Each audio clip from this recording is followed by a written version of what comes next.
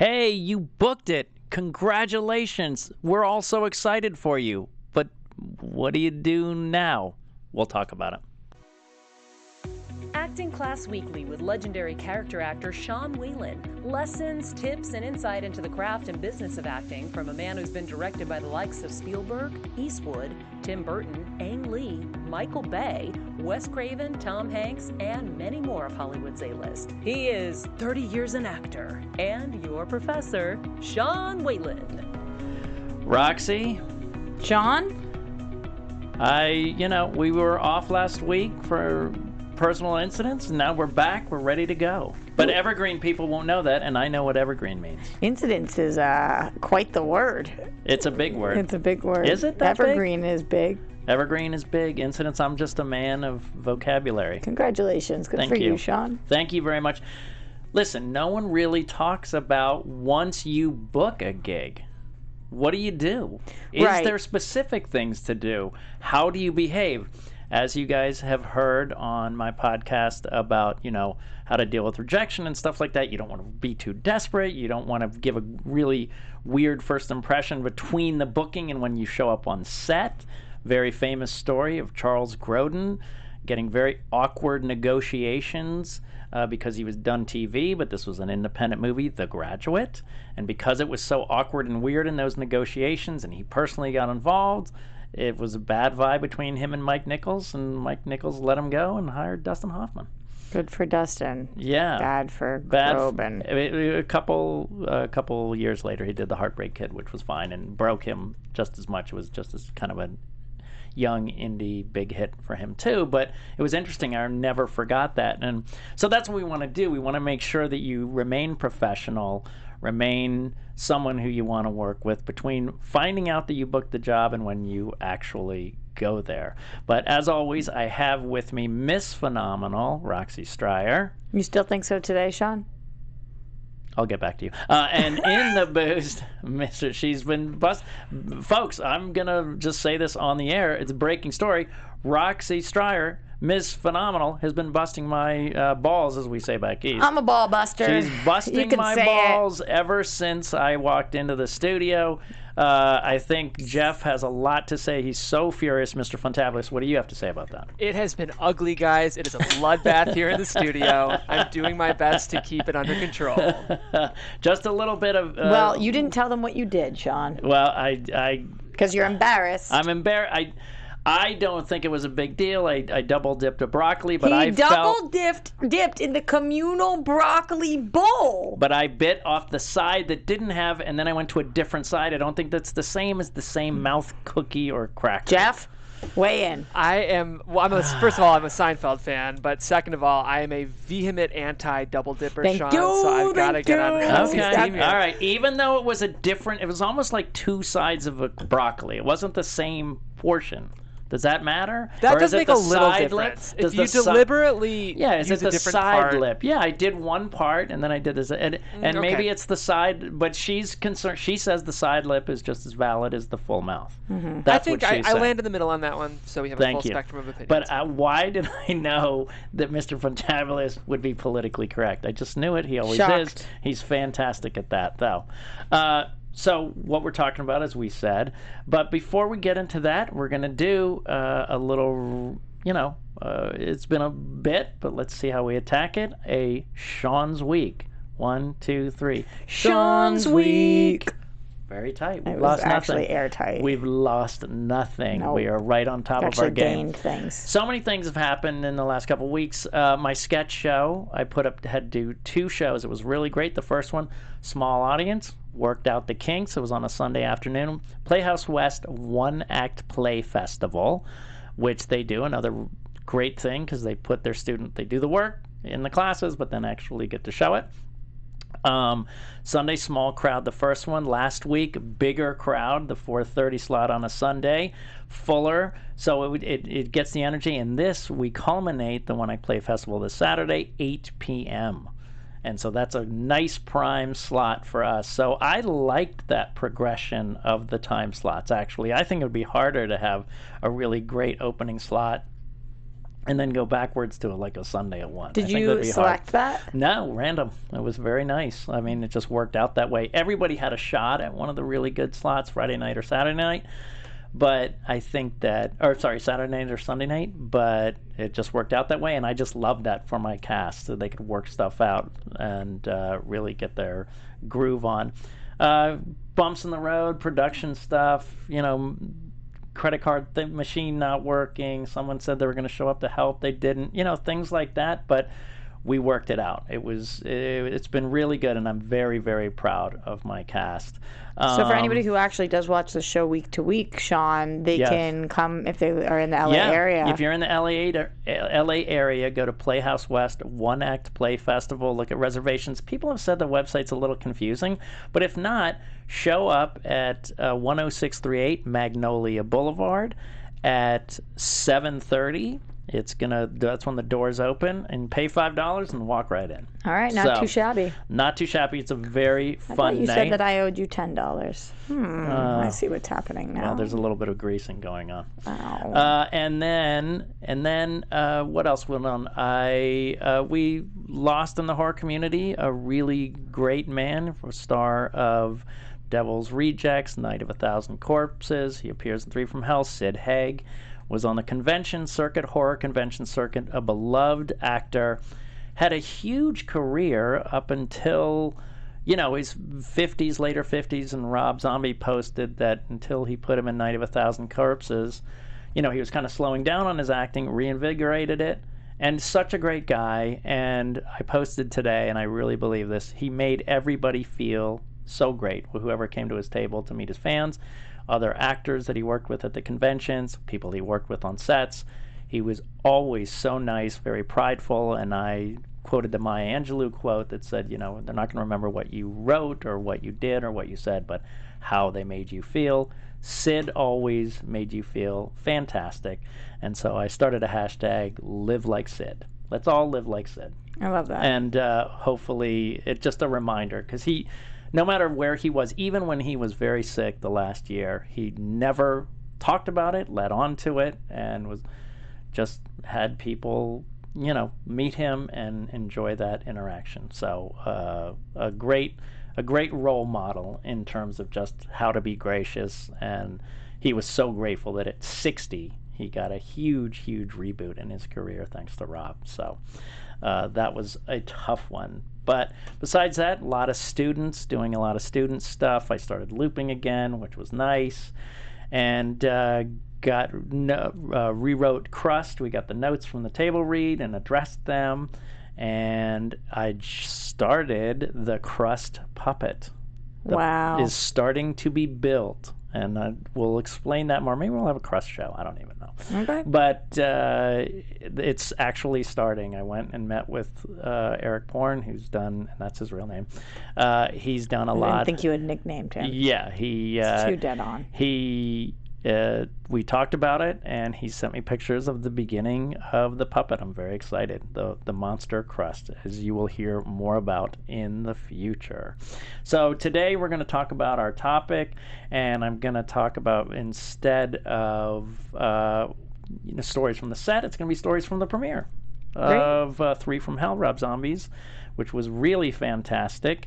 And before we do that, though, we're going to have Miss Phenomenal talk about why it's important to rate and subscribe. Well, first of all, I do want to say to everybody who is listening to this later on that actually you can join the show live. So we are on AfterBuzz TV's YouTube page every single Wednesday at 3 p.m.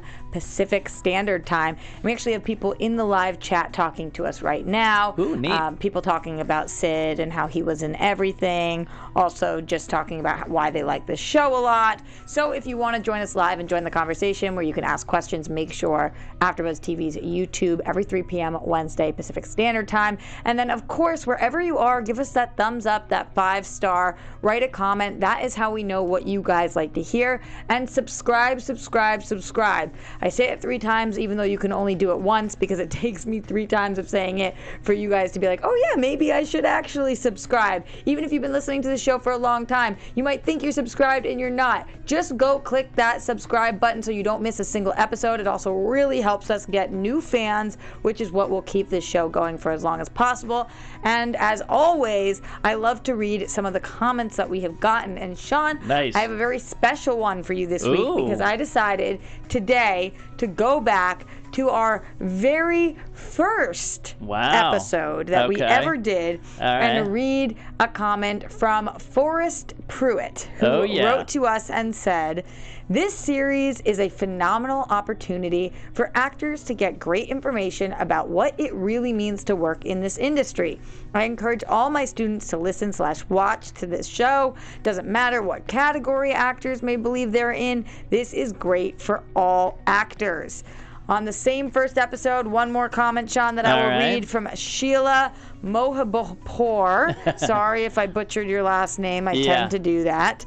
She said, "I am so excited about this. I've been waiting for a show like this. This is all such valuable information and a really great way to understand if you really love the art of acting. At the end of the day, having the right attitude." So I really appreciate these comments, guys. Yeah. As always, if you write a comment, we will read it here on the show. So on iTunes, wherever you are, YouTube, leave that comment and you might get a shout out here. Yeah. And to transition, that Forrest Pruitt is a teacher in Memphis who always talks about, the kind of things I teach. I've done workshops down there. Now he is in Memphis, and I'm actually going down there October 19th. People in the Memphis area, October 19th, the Actors Tune-Up, and I'm going to go do some improvisations towards creating sketches or short films that we talked about in creating your own content.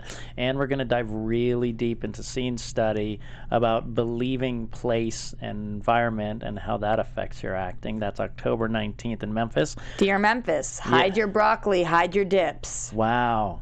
And remember my episode about the palm tree and Roxy put it on a wall and just standing in front of it. And what is it called? Ruminating.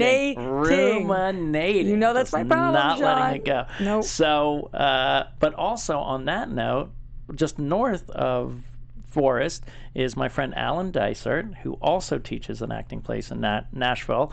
And he called me up to tell me, and this was your news, Mr. Funtabulous, that 2 people came to his studio and said that they came to his studio because they heard it mentioned on Sean Whalen's acting podcast. Wow. Isn't that cool? That must be this one. Yeah, it's this one. So that is exciting news. So, all right, let's Jeff has dive no in. opinion on that? I don't thought he know. was going to be excited. I didn't want to be intrusive, but I was just thinking that is so cool. I mean, just the fact that the podcast is so regional. Like, that's not a small... The fact that you had 2 specific fans in that specific part of the country, huge. Right. Huge, yeah. huge. Pretty great. And what I like about it also is our goal was to make a show for everybody everywhere. And so obviously if they can appreciate it in Nashville instead of just for New York, LA, Atlanta, you know what I mean? How can you say everybody everywhere, Sean, and not think of clean up, everybody everywhere? I don't know. No. What is that? What? From what? You're probably the wrong age for this, Sean. That would be a Barney ref. Oh, no. My ex-wife and I were like, no Barney. We didn't let them do that, and we steered them into the Wiggles, which was fun for all. That's cool. Fun for all. Good work. They were really, really good. You know what, Sean? I'm actually really excited about this topic today because this is something that all the time I think my actor friends think about. Let me book it.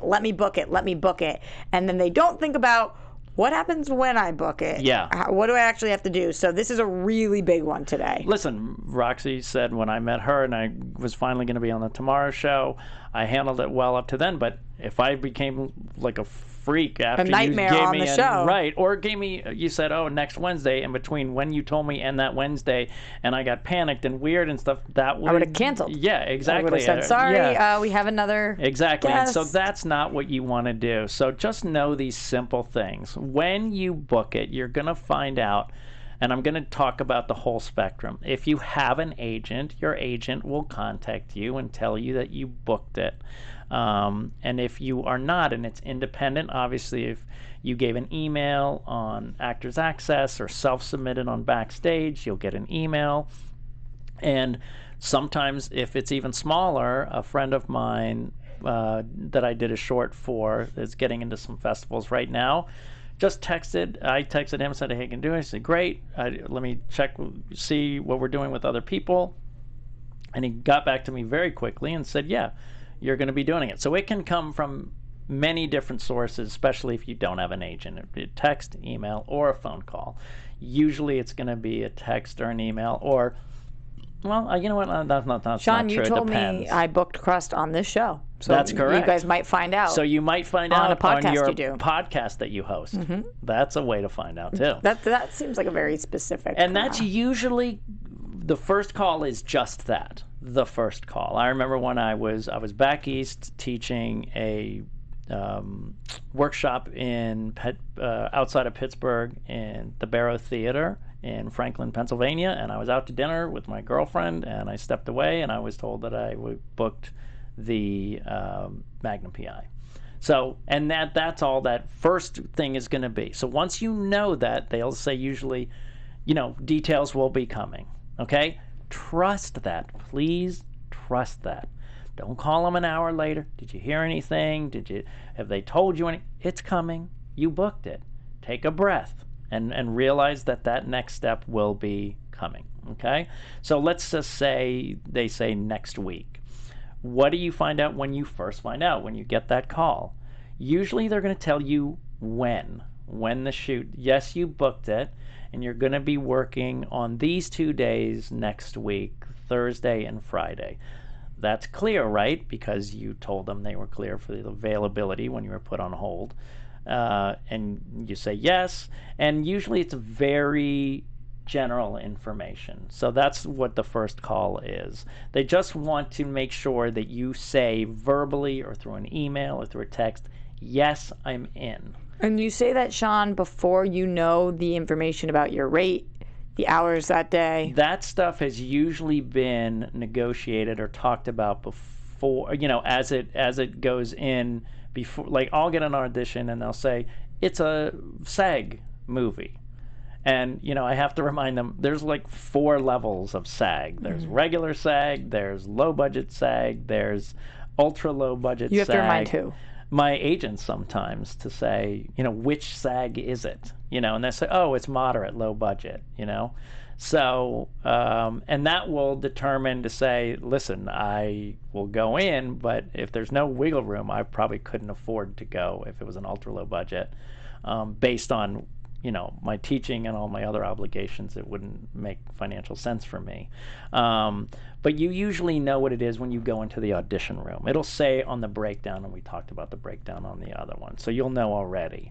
But that will be finalized. If it's an independent, that's maybe when you'll talk about it. It could happen right then. I had an independent that I felt really good about. We talked about it a few episodes on the show.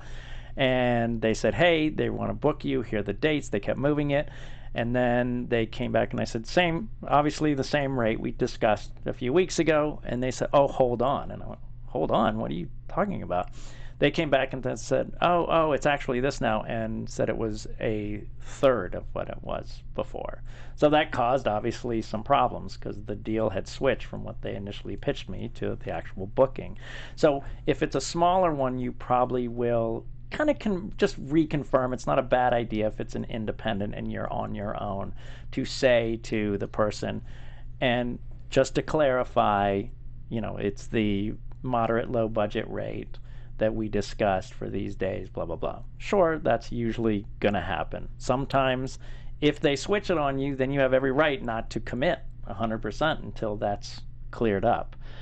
If that happens with your agents, they will say, hey, we'll call you back, we'll get into it, and they will handle it. So that's kind of the 2 ways it can go.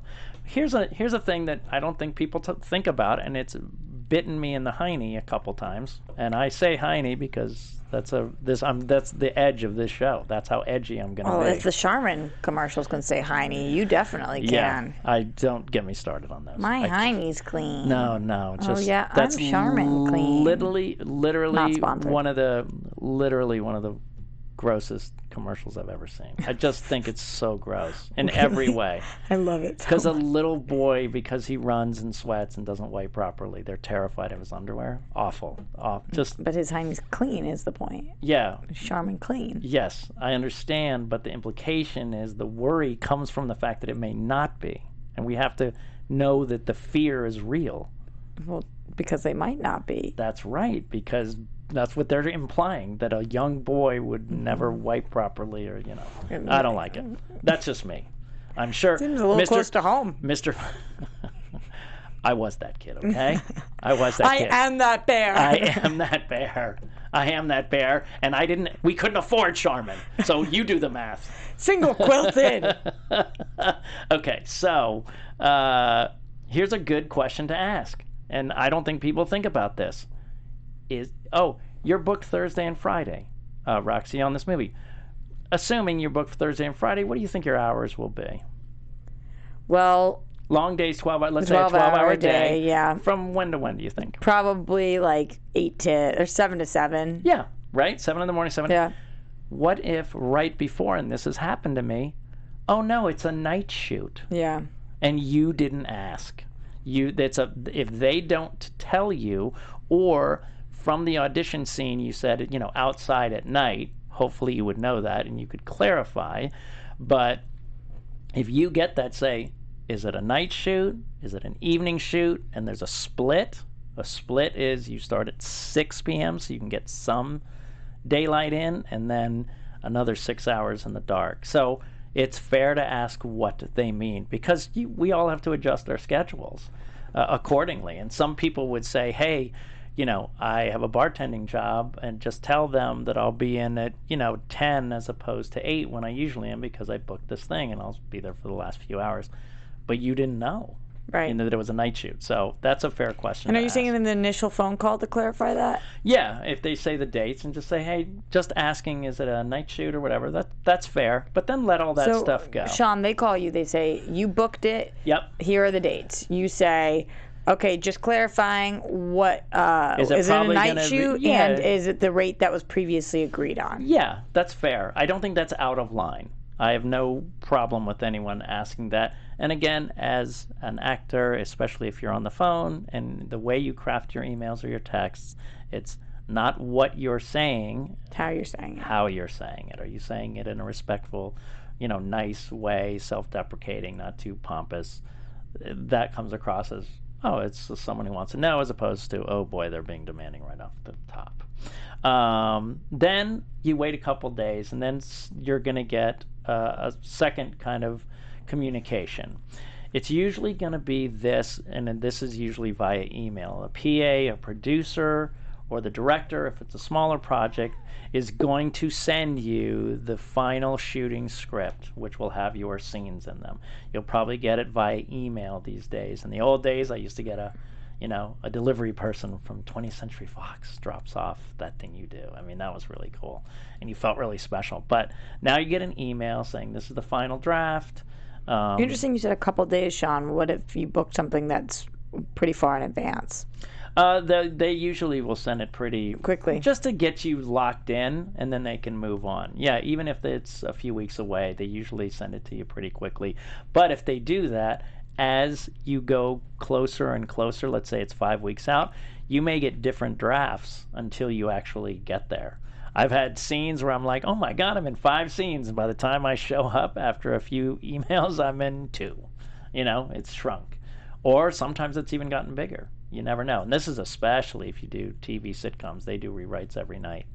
And you get new scripts every evening. And also the same of soap operas, the same thing. Then you will get a call, from the wardrobe department. And they need to know, this is bigger, we're talking bigger. I told you I'm going to talk big and small. Bigger is a studio production or a pretty higher budget independent. And you will get a call from the costumer, and they will ask your sizes. The sizes are, and I know mine by heart, I say, I've done this, let me just run them down. And I just say them because I know them by heart. They first ask you your height, then they ask your weight, they ask your hair color, that's for the color palette, how to work with your color palette. They ask your shirt size, Can I ask you, for women, do they ask your neck size? For men, they always ask neck. I am also asked about my chest. Oh, so for women, Often. You're going to ask chest size. Yeah. Men, they ask neck. Okay. And then sleeve, your sleeve length, your pants, meaning waist and length. So I'm a 30-30, always have, or been for a while. Humble brag. Is that a humble brag? I don't know.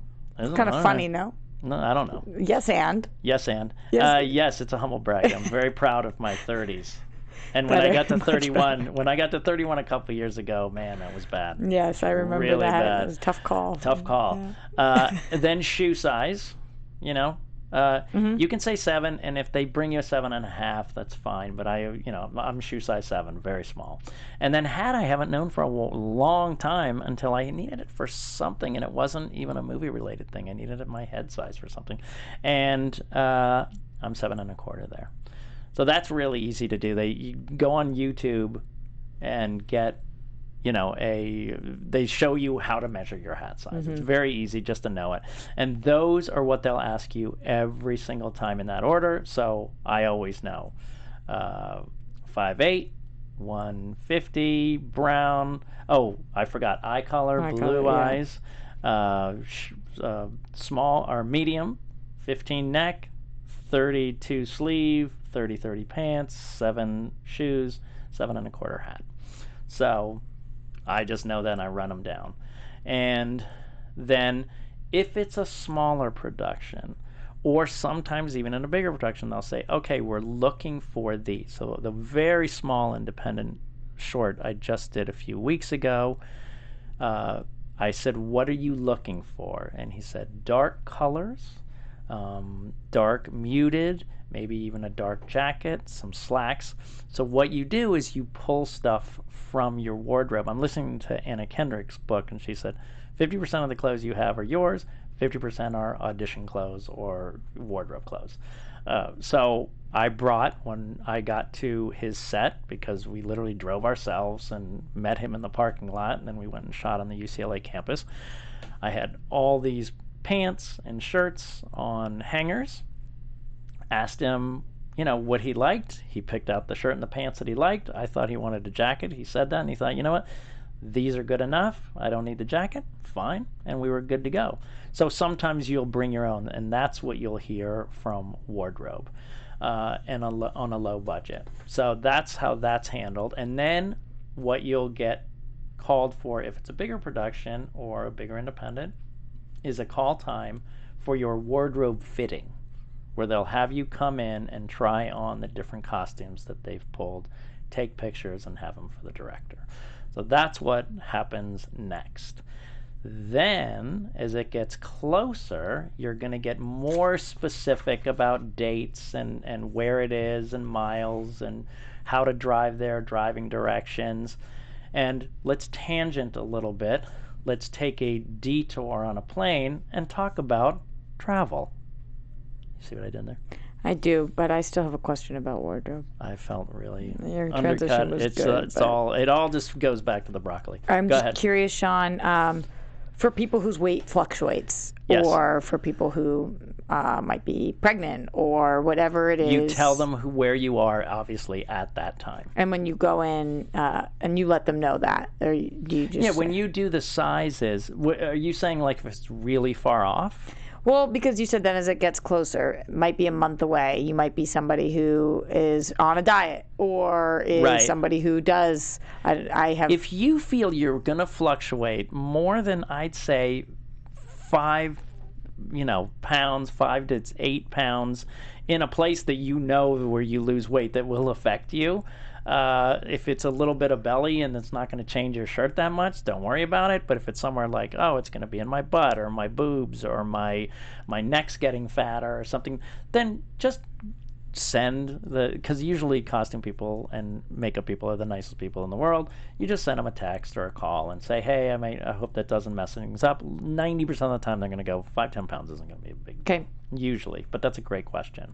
So travel, if it's a small production, you will be told, there probably won't be a call sheet, so they'll tell you where and when to be there. My friend, and the small one that I just did at UCLA, just said, hey, meet me at this parking garage at this time, and sent directions to get there on a text. That's probably the smallest you'll get. And that may be the same thing on any other kind of small project. If it's a bigger production, you're going to get a call sheet, which goes over everything you need to know. So this is basically for travel. This is you shooting semi-locally. This is the call sheet for something semi-local. What is considered semi-local, Sean? Within, I think within an hour and a half drive, maybe. Something that you don't have to get on a plane or a train to get to.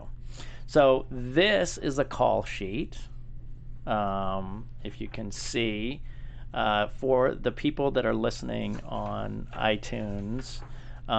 It's a, gosh, how do I do that? What? The people listening on iTunes, how do You tell them what it's like. I tell them what it looks like. It looks like a big grid with a bunch of different boxes and lines, and they fill it in with all this information. The first thing, you have the title of the production up top. This was Milk and Cookies.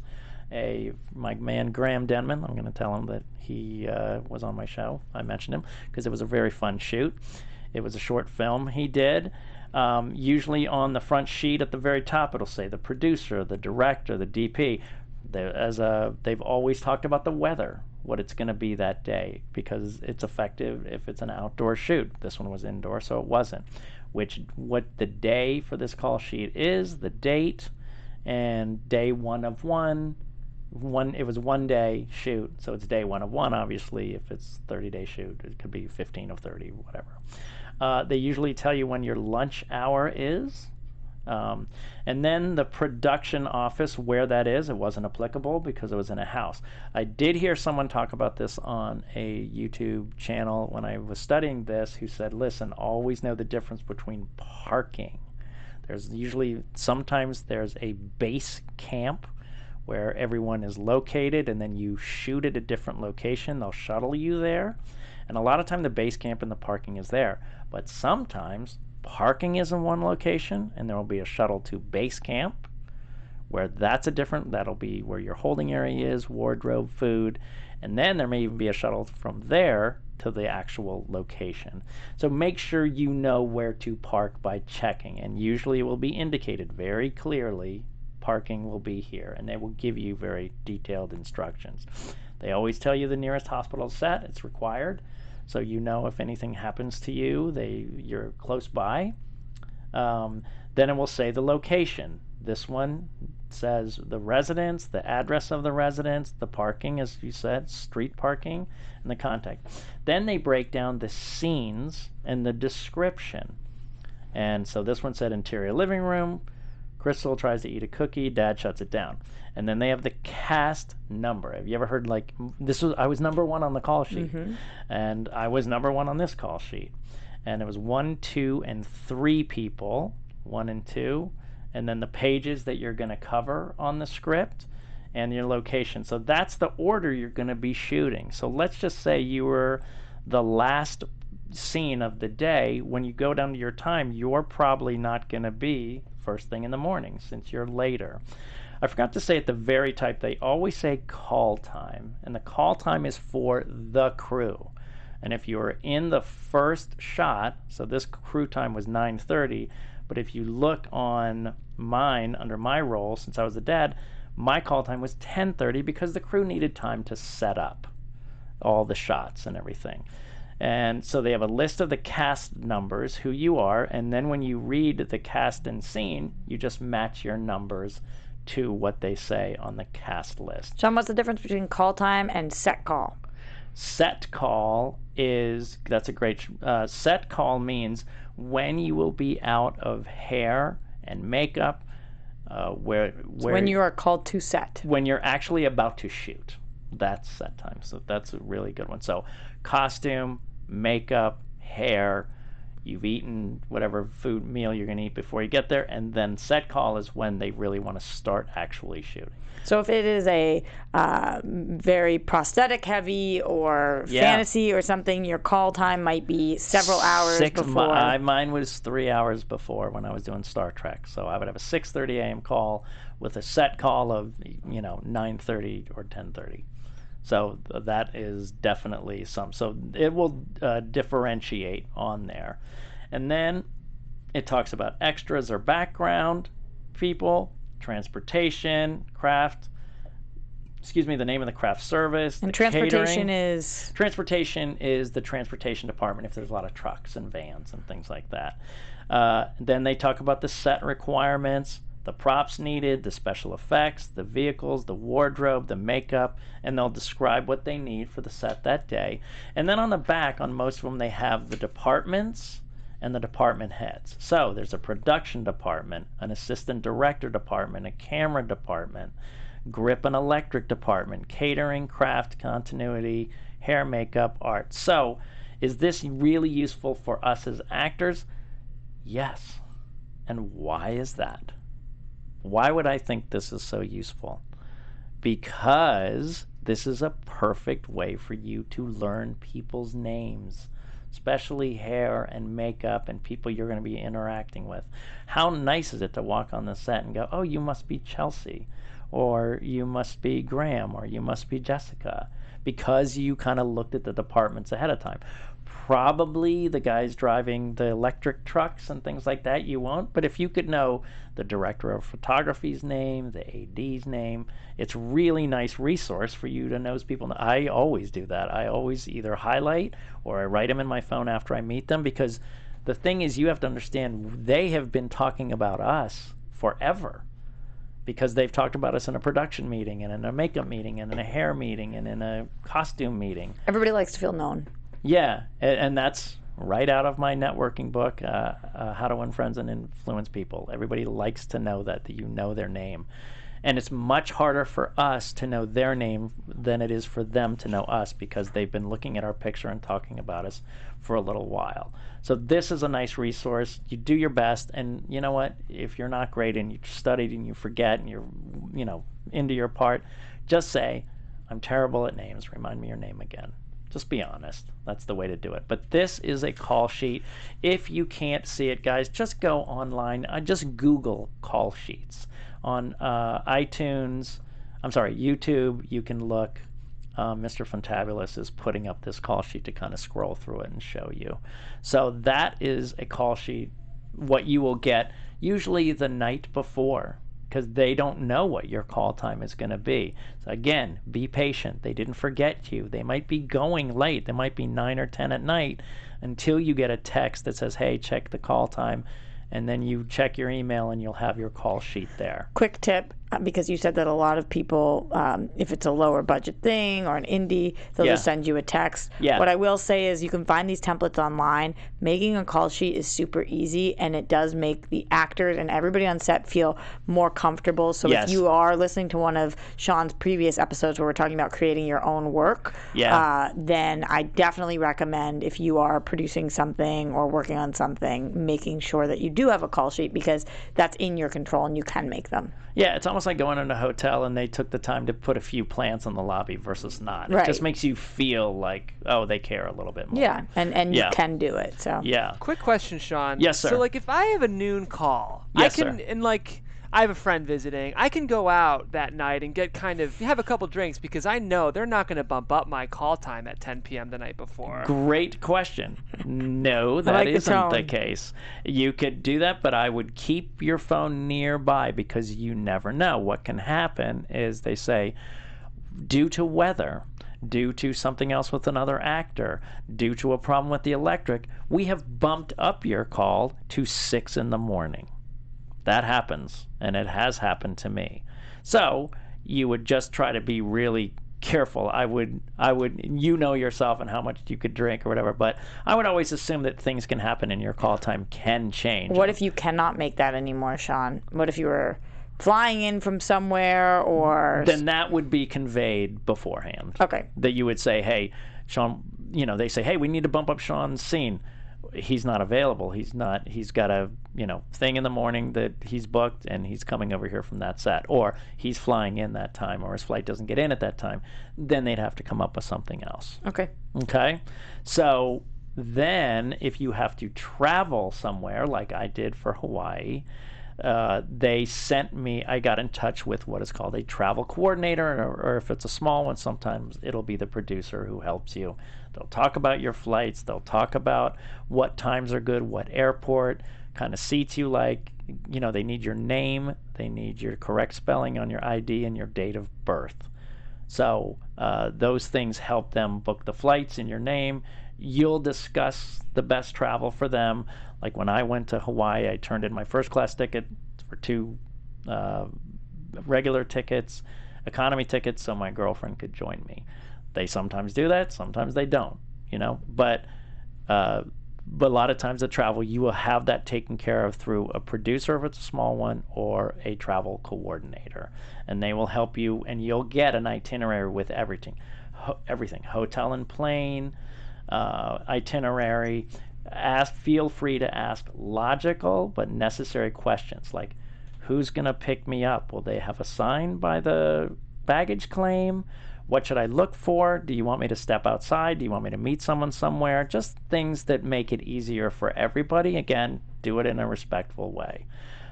So those are kind of the essence of what happens beforehand when you get booked and with travel. And the call sheet is the kind of godsend to really give you all the information that you need. And you'll even get one if you're traveling. You'll get one before you get on the plane. At what point do you reach out, Sean, if you have not heard? You've heard you booked it, right? But you have not heard from them. Let's say it depends on, it's going to depend on when they say you're going to shoot. So if it's, I would say at least 2 to 3, I mean, if it's a travel thing, you know, and anywhere, obviously, 4 to 5 days before you're supposed to actually get on a plane is reasonable to check in. Absolutely, like 3 days before you're supposed to get on a plane. If it's a local thing, I would check in, I would say like 3 days before is reasonable to start a conversation to find out if they know. Just checking in, just seeing how it's going. I like the sound of your text, by the way. Just checking in. Just checking in. But sadly, that's not going to come on your text. It'll just say, just checking in. Yeah, checking the F in, yo. Yeah, checking the F in. It is an important point you guys bring up, though, because I will tell you, if you're stressed about not knowing the information for this production call, the producers are much more stressed about it. So, you know, just gently checking in, that kind of verbiage communicates that you are gracefully and elegantly acquiring information. Much better than, hey, why haven't I heard my call time? Right. Don't have attitude with any of this stuff. Yeah, I find most likely they have not forgotten that you don't know. Yeah. They are not certain what's going on yet. Absolutely. So. Yeah, absolutely. So it's the way that we do it is the most important thing. Be someone who's a pleasure to work with. You know that I talk about this all the time. So obviously all the way up to the set before you get there. And we're definitely going to do a show about how to act when you get on a set. When you actually get there and walk in the room, we're going to be doing that probably in the next few episodes. So that's really how to handle yourself before and what kind of information that you're going to get so you feel comfortable. So let me move on from stories from the set. My big premiere, 3 from Hell. Congratulations. Thank you. And one of Rob Zombie's most successful movies in years. Thank you very much. That's me waving on the red carpet, by the way. But usually it's, you know, Sean, over here, Sean, over, you know, they take your picture. Was that what it was like? Well, yeah, you've done that. I'm just wondering. Yes, it was. For you. It was really neat. It was the first time that What's your go-to face? Are you a smiler? It's a good one. Yeah, I smile. I definitely smile. Yeah, I think I do it with teeth. Yeah, I think I do with teeth. I'm trying to say, do I do no? I don't do a closed mouth. I do it. Sorry, you said it was the first time. That seemed more important than me asking about your face. Yeah, it's true. It was the first time that I had fans screaming, going, autograph this, autograph this. And do you? And I walked down the line and signed a bunch of stuff. So that was kind of cool. That's really nice. It's kind of rough because sometimes you just know they're going to sell it. Because they would say, hey, sign it to Mike, sign it to Jim, you know, but they don't. But you go, oh, all right. And what was really neat, just had a couple really humbling moments. My girlfriend and I are big fans of Patton Oswalt. We saw him. I walked over to him. I said, hey, nice to, just want to say I'm a fan. And he said, hey, great. And he kind of was not really looking at me because he was busy with something else. And then he looked up and caught my face. He goes, what? I'm a huge fan of yours too, man. So nice to meet you. And we chatted for 5 or 10 minutes, and we said, let's definitely say hi at the party afterwards. That was really nice. That's great. Then there was a young woman, an actress, the Asian actress from Pitch Perfect, who I thought was so funny. She kept looking at me. I was looking at her. It wasn't like a, eyes across the room romantic thing, but it was just like, oh man, I'd like to say I'm a fan of hers. And she was kind of giving me this weird look too. So I just walked right by her and I just said, just want to let you know I'm a fan of yours. She said, dude, I'm a fan of yours. And we started this really good conversation. We got Is it pictures Hana Mei together. Lee? Yes, Hana Mei Lee, yeah. And she was very friendly, and we had a really good talk and got on each other's social media and said hi and things like that. That's great. And then the greatest part of it was that my scene was in there in its entirety. I saw Rob beforehand, and I said, man, I thought I was never going to be in it, because I think I told this story on the set. When I finished with him on the night, it's the last day of shooting, he said, man, that was fun to shoot. It was like it was in a different movie. And I thought, oh, that's a great thing to feel when you're shooting it, but not really great. When you're in the editing room, you might just go, well, this feels too different. Like a different movie. So in the actual, and so after I was done, there's a big joke about grape soda in there, which you'll see if you watch it. And it's my joke that I went from milk to grape soda, so I'm a beverage actor. That's got grape soda? Got grape soda, exactly. But I sent them, because Rob and Sherry wear jackets with a lot of pins and buttons on them, and so I sent them a little pin with a grape soda cap on it. That's really cute. Yeah, and so that was after the premiere? That was actually after the shoot. Oh. And so when I saw Sherry at the premiere, she was like, oh my God, Rob wouldn't let me wear my grape soda pin, but I really wanted to, because she had a really nice dress, and she's like, he wouldn't let me, but I love it. That's Thank great you so much. That, yeah, she totally remembered, and we were just loving it, because on that set, Sherry and I and Rob wrote our own scene. We wrote the entire scene based on a character choice I made there's 2 scenes. In the first scene, he liked what I was doing, so we rewrote from scratch the whole second scene, made it funny, quirky,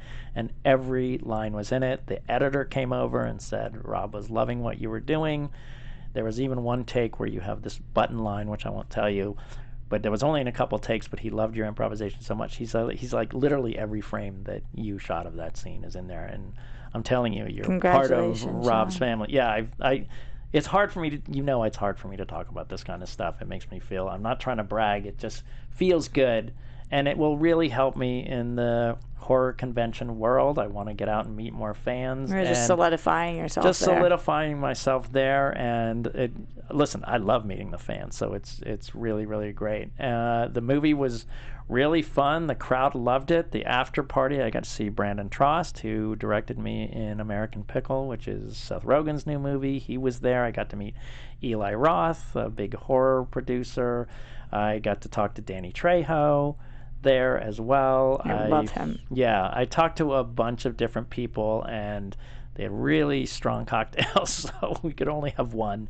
But it was just a really, really fun night, and I met a producer who we had a nice long talk, and he said, I gotta get in touch with you. So I got a card and a phone number. I talked about that. Parties, social events, sets, walk away with a phone number, walk away with a connection. And so it was, all in all, it was just a really, really fun night. I've been, wondering if my scene was going to make it for a while. And it did. And it did. So I was very, very happy. So it was a great night. Congrats. And it's always nice to get those little moments. People get really nice, staff meetings and things like that a lot, where they cheer everybody on. We get our premieres, and they're not very often, so it's nice when you get it. So, Roxy, where can we find you? Well, you guys can find me everywhere at Roxy Striar. Mr. Fantabulous? You guys can find me everywhere at Jeffrey C. Graham. And for any Bachelor fans, I do daily updates on our reality channel. So Mike and Tasha, a lot What? happening there in case you're curious. What? Yeah, you'll have to check it out. You'll have to check it out if you're a Nice. fan, yes. Mike and Tasha. Yeah, there are photos. Roxy, there are photos. Wait. Wow. How? I need to watch. You gotta watch. At That Guy SMW, Instagram and Twitter. And you please join me on Sean Whalen Peeps on Facebook. As always, Thank you for letting me be part of your journey. Our founder, Keven Undergaro, and me, Maria Menounos, would like to thank you for tuning in to AfterBuzz TV. Remember, we're not just the first, we're the biggest in the world, and we're the only destination for all your favorite TV shows. Whatever you crave, we've got it. So go to AfterBuzzTV.com and check out our lineup. Buzz you later. The views expressed herein are those of the hosts only and do not necessarily reflect the views of AfterBuzz TV or its owners or principals.